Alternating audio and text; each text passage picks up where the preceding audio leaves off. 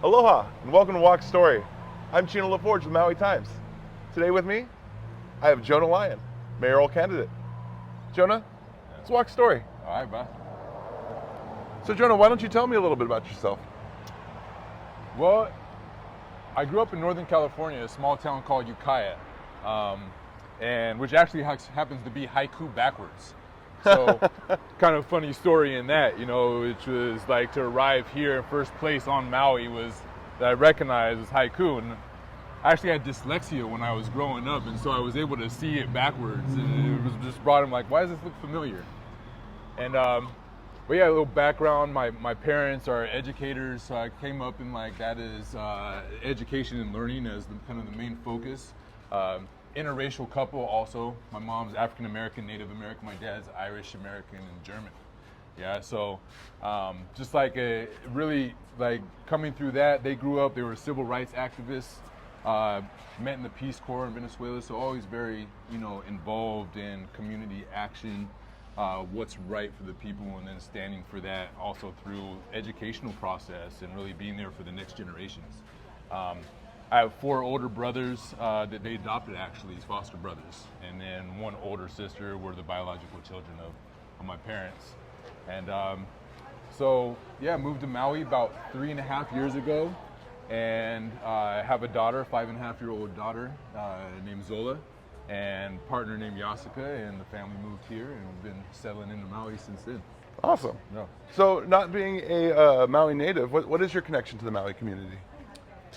The connection here, it felt like I had been here many times before already, yeah. A lot of people that I knew from my childhood and other times of life lived here.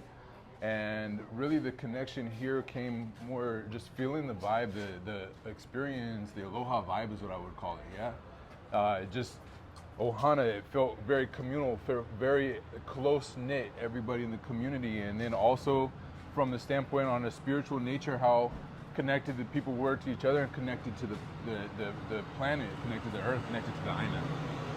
Awesome. So let's get to a little bit more of the serious topic. What are the issues that you stand for in your platform?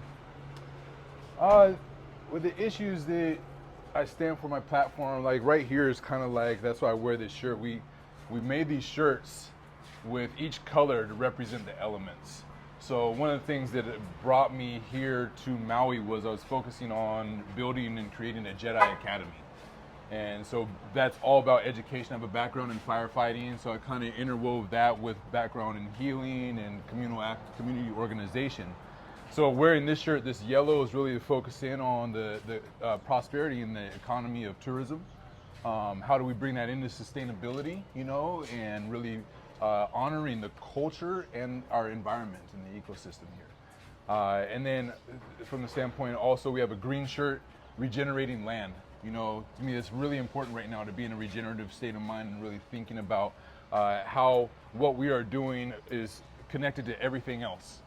So taking care of the land, stewardship, malama aina. And then we have a blue shirt that is Ola Ika Bai, right? It's the water shirt, really been revitalizing people, and coming back in, like, what do we need, like life, right? The waters of life, yeah, mini wachoni.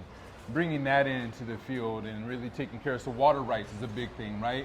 So that's kind of what I'm getting at, water rights, economics, sustainable economy, diversified economy, people. How do we really get healing back into the people where we're now uplifting ourselves and stepping forth into that? And then culture, really restoring the culture. I found that like many places, Hawaii has, been appropriatized. The culture here is being appropriatized, and the gentrification that's happened to the people here has happened throughout our history. It's like we need to put a stop to this right now and to come in where culture is everything. It's really what we all come from, as indigenous peoples from all over, and to really honor and bring reverence to that is something that I hold just a passion, for, and a stance for. And so those areas, and then, the village kind of feeling, right, is like what's needed from a housing standpoint. Right now we're I think still in this place of getting past where every single person is taken care of from food, water, and shelter, right? It's like, let's take care of that. So we're talking affordable housing. I like to call it economical housing, you know, from the standpoint I'm a wordsmith, so I like to play with the words in there and what makes most sense. Food security and sustainability and water rights, you know, are ultimately the main things, while all bringing that in and really bringing the aloha spirit law practice in. This is kind of the protocol, in it is that Jedi Academy based off of that, Ho'oponopono, the 4 agreements, and the 12 principles of Burning Man. Wonderful. Yeah. Well, thank you so much for joining me today, Jonah. Yeah, thanks for giving me the opportunity, Chino. And thank you for Appreciate joining me. Don't forget to get out there and vote August 13th. Check Aloha. out Campaign Aloha.